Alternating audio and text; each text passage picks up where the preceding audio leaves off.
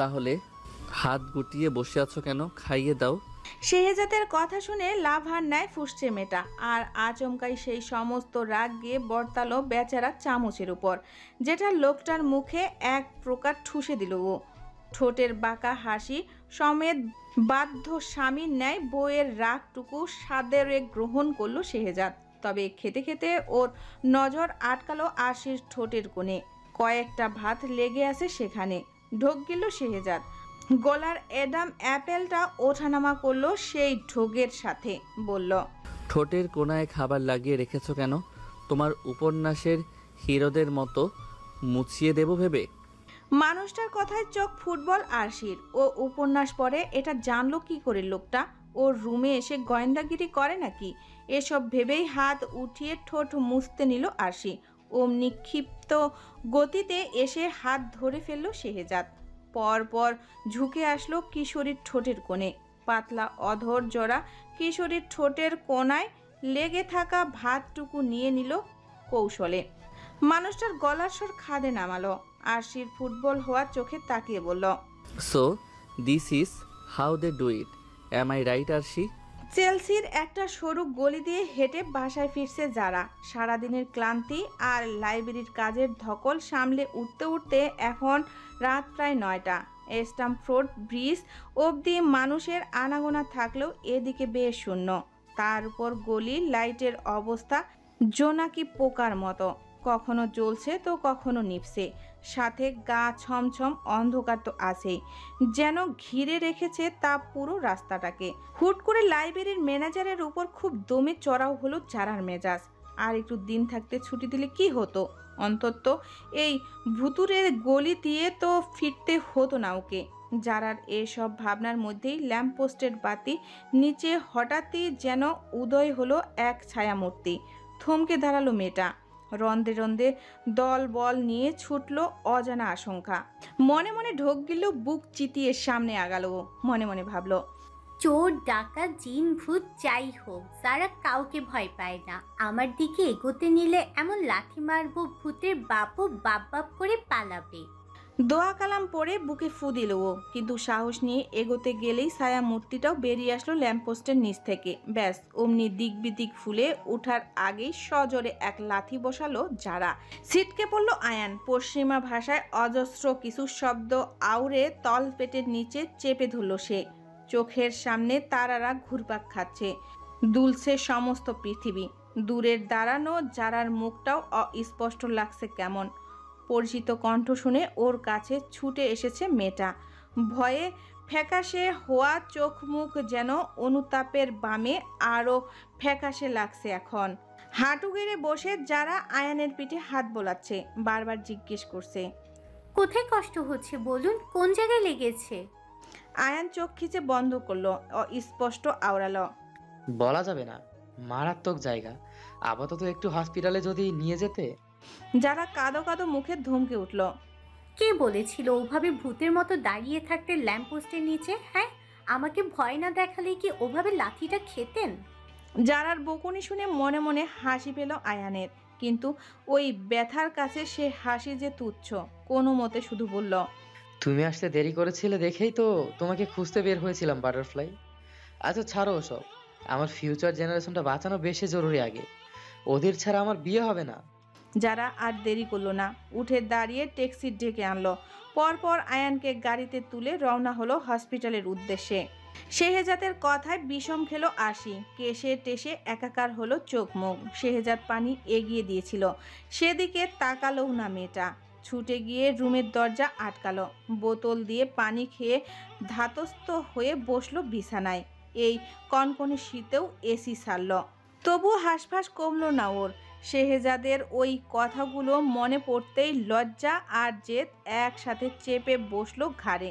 দাঁতে দাঁত চেপে বলল, জাম্বুবান, এক মাঘে শীত যায় না। এটা আমেরিকা দেখে যা খুশি তাই করছেন তো? আমাকে বোকা পেয়ে মজা নিচ্ছেন? গোয়েন্দাগিরি করেছেন আমার রুমে? করুন করুন, শীত আমারও আসবে। তখন এই আরশি চৌধুরীও দেখে নেবে আপনাকে। কিছুক্ষণ আনমনে বকবক করে ফোন খুঁজলো মেয়েটা। ডায়াল প্যাড বের করে আম্মু লেখা নাম্বারে কল দিল। বার কয়েক বাজার পর রিসিভ হলো কলটা। জয়নব ঘুম জড়ানো কণ্ঠে আওড়ালেন। আরশি, মা, কি খবর তোর? এ পাশ থেকে উত্তর না পেয়ে প্রোডার কপালে ভাঁজ পড়ল। খারাপ কিছু আশঙ্কায় আবারও জিজ্ঞেস করলেন। এত রাতে ফোন দিলি, কিছু হয়েছে জামাইয়ের সাথে? এবার মুখ খুলল মেয়েটা, নাক টেনে টেনে বলল, তোমার জামাই একটা আস্ত জাম্বুবান। আমি থাকবো না এটার সাথে। চিড়িয়াখানার জিনিস চিড়িয়াখানায় ফেরত দিয়ে বাংলাদেশে চলে আসবো। তুমি এক্ষুনি আব্বুকে ফ্লাইটের টিকিট বুক করতে বলো। জয়নব চৌধুরী ঠোঁট টিপে হাসলেন মেয়েটার কথায়, আর চোখে একবার দেখে নিলেন ঘুমের ঘোরে থাকা স্বামীর মুখটা। মনে মনে ভাবলেন, বাপ মেয়ে একেবারে সেম ক্যাটাগরি, একটু এদিক ওদিক হয়নি। কি হলো বলো, এক্ষুনি বলবে তো আব্বুকে? মেয়ের জেদ দেখে জয়নব দীর্ঘশ্বাস ফেললেন, দুপাশ মাথা নেড়ে বুঝিয়ে বললেন, দেখ, আগে কি হয়েছে সেটা না শুনে কি করে তোর আব্বুকে ফ্লাইটের টিকিট বুক করতে বলি বলতো? আগে বল আমায় কি হয়েছে? সাইজাদ কি কিছু বলেছে তোকে? তুমি জানো উনি উনি আমাকে। এবারটায় চোখ ছলছল করে উঠল আরশির। এতক্ষণ আওড়ানো কথাগুলোর মাঝ পথেই টুপ করে গিলে ফেলল। আবার না, এসব কথা তো আর বড়দের বলা যায় না। অবশেষে হাল ছাড়ল মেয়েটা, কথার মোড় অন্যদিকে ঘুরিয়ে জেকে ধরল মাকে। তোমরা এই দুদিন আমাকে কল দাওনি কেন একবারও? ও মা, কে বললো কল দেয়নি? কিন্তু তোকে কলে একবারও পেলে তো? পরে তো সাইজাদি কল দিল আমাদের, বলল তোরা ভালো আছিস আর তোর ফোনের স্ক্রিন নাকি নষ্ট হয়ে গেছে, তাই ধরতে পারিসনি। আরও বলল আমি আর তোর আব্বু যেন টেনশন না করি তোর জন্য, এজন্যই তো একটু নিশ্চিত হয়ে বসতে পেরেছি আমরা। আরশির কণ্ঠে পাতালসম বিস্ময় নিয়ে কোনো মতে শুধালো, উনি কল দিয়েছিল তোমাদের নিজে থেকে? হ্যাঁ, দিলে তো। ছেলেটার দায়িত্ব জ্ঞান দেখে তোর আব্বু এত মুগ্ধ হয়েছে না, সেই থেকে শাহজাদের প্রশংসায় একেবারে পঞ্চমুখনী। 100 ভোল্টের শক খেলেও আরশি এতটা তবদা খেত না যতটা না এখন খেয়েছে ওর মায়ের কথাগুলো শুনে। যে লোক নিজের মা বাবাকে ফোন দেওয়ার সময় পায় না, সেই লোক ওর মা বাবাকে কল দিয়েছে, তাও আবার ওর খবর দিতে।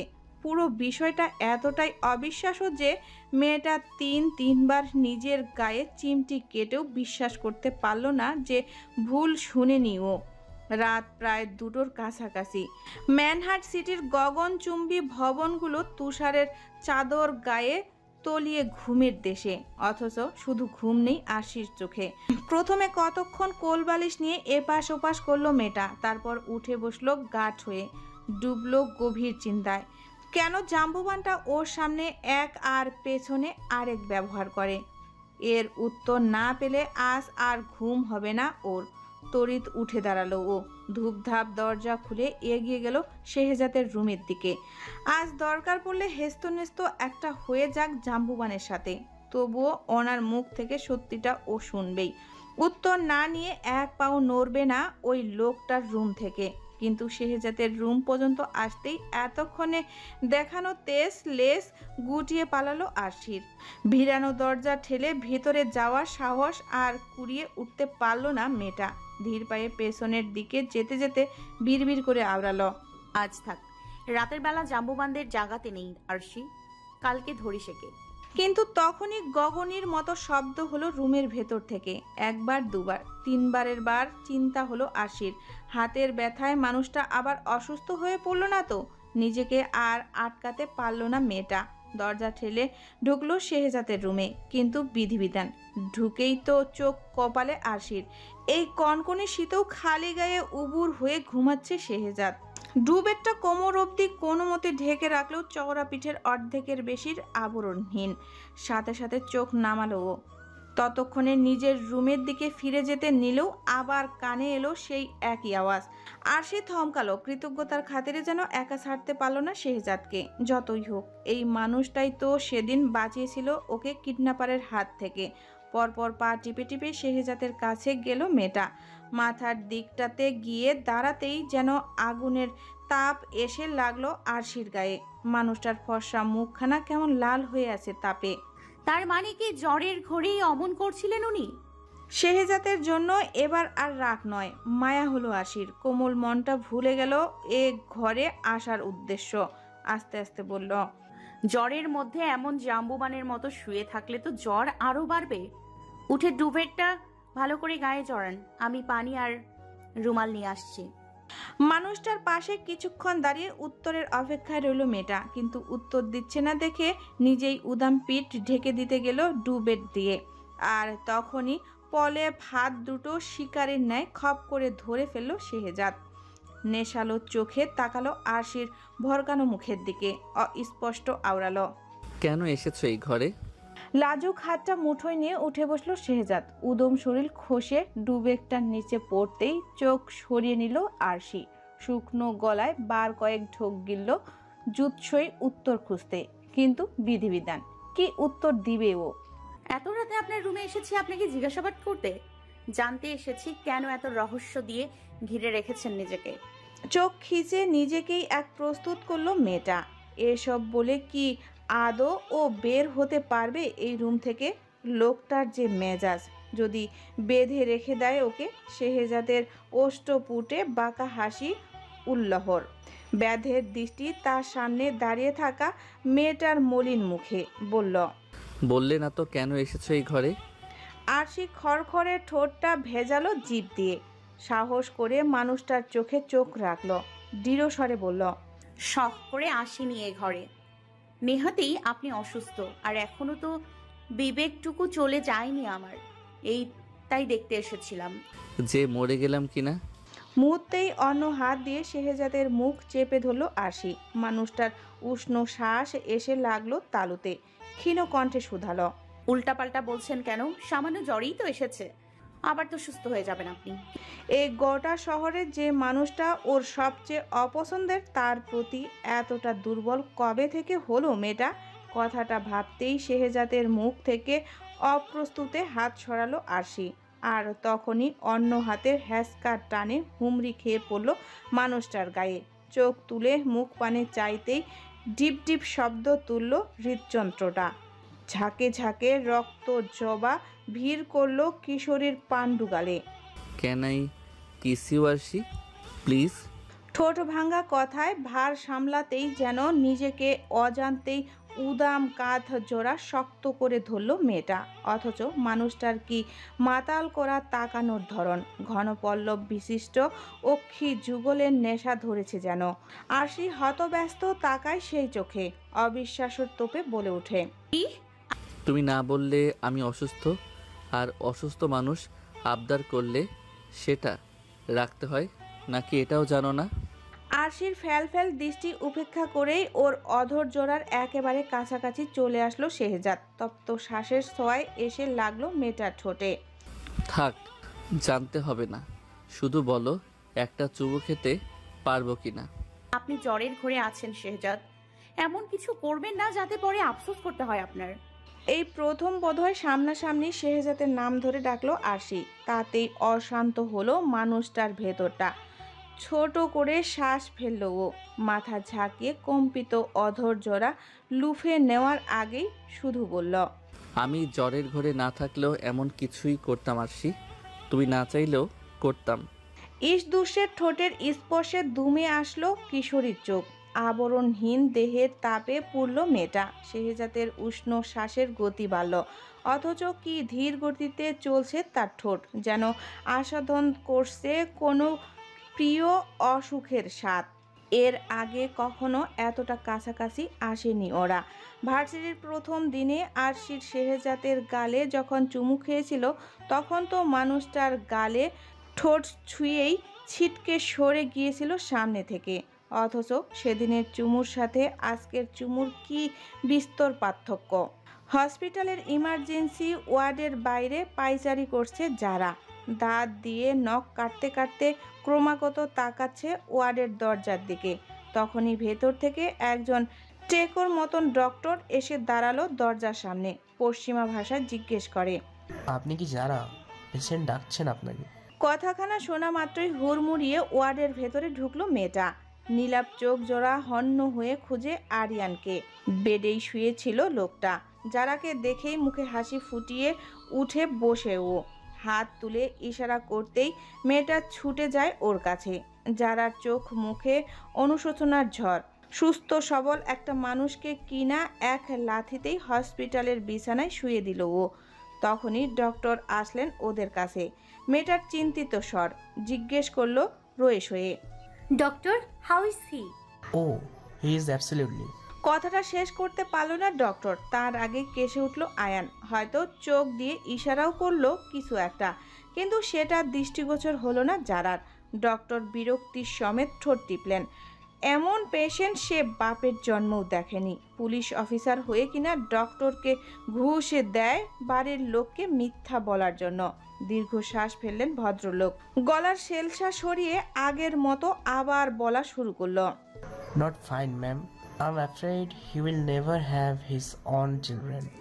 আঁতকে উঠল যারা। উদ্গীর্ণ চোখে চাইলো আরিয়ানের দিকে। মানুষটার মলিন মুখ দেখে হু হু করে ওর মন। আহারে, কত শখ ছিল মানুষটার বিয়ে করার।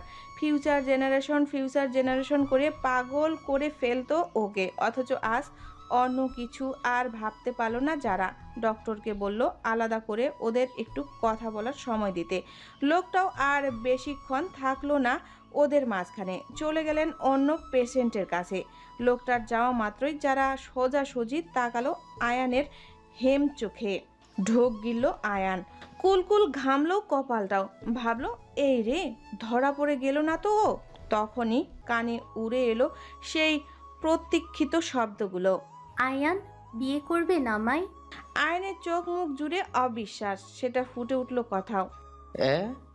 কি বললেন আপনি? আরেকবার বলুন তো, আমি কি ভুল শুনলাম? যারা ঠোঁট ভেজালো কথা সাজাতে। কি বলবে ও? নিজের কাজে অনুতপ্ত হয়ে বিয়ের প্রস্তাব দিয়েছে আয়ানকে, তাতে যদি ছেলেটার সম্মানে লাগে। আমি মন থেকেই বলেছি কথাগুলো। জানি আমি হয়তো আপনার যোগ্য নই, আমার মা বাবা নেই, ছোটবেলা থেকে আশ্রমে অন্যের দাদা দাদির আদরে বড় হয়েছি। তারাই পড়িয়েছেন, তারাই বাবা মায়ের অভাবটা পূরণ করেছেন। কোনো এক অভাগার বাবা মা সন্তানের বোঝা হয়ে আশ্রমে এসে আমার মতো অন্যের সন্তানকে আঁকড়ে ধরে বেঁচেছেন। একটু থামলো যারা। চোখের কোনায় জমা পানিটুকু আলগোছে মুছে আবার বলল। স্কলারশিপের টাকায় বিদেশে এসে পড়াশোনা করলেও থাকা খাওয়ার টাকাটা কিন্তু ওনারাই জোগাড় করে দিয়েছেন। এমন নিঃস্বার্থ ভালোবাসা পেয়ে বড় হওয়া মেয়েটা স্বার্থপরের মতো আপনাকে একা ফেলে চলে যাবে? চোখের সামনে আপনার স্বপ্ন ভেঙে যেতে দেখবে? তার চাইতে চলুন আমরা বিয়ে করি। জানি দুদিনের পরিচয় আমাদের, কিন্তু বিশ্বাস করুন আমার তেমন কোনো চাহিদা নেই। নাই বা হলো আমাদের ফিউচার জেনারেশন। সারা জীবন না হয় দুই বুড়া বুড়ি এভাবে একে অপরের ভরসা হয়ে কাটিয়ে দেব। ঝুলে পড়া চোয়ালটা কোনো মতে টেনে উঠালো আয়ান। ওর ডক্টরকে দিয়ে বানানো কথাগুলো বিশ্বাস করে এত বড় একটা সিদ্ধান্ত নিয়ে ফেললো মেয়েটা। হুট করেই যেন যারার প্রতি ভালো লাগা আরও কয়েক শত গুণ লাফিয়ে বাড়ল ওর। মনে মনে সিদ্ধান্ত নিয়ে ফেললো, অতীত যাই হোক, যারার আগামীটা সুন্দর করার দায়িত্ব আজ থেকে আয়ানের। শেহজাদের ঠোঁটের কবলে হাঁসফাঁস করছে আরশি। শ্বাস নিতেও যেন বেগ পেতে হচ্ছে মেয়েটার। অস্থিরতা টের পেয়ে অধর জোড়া ছাড়ল শেহজাদ।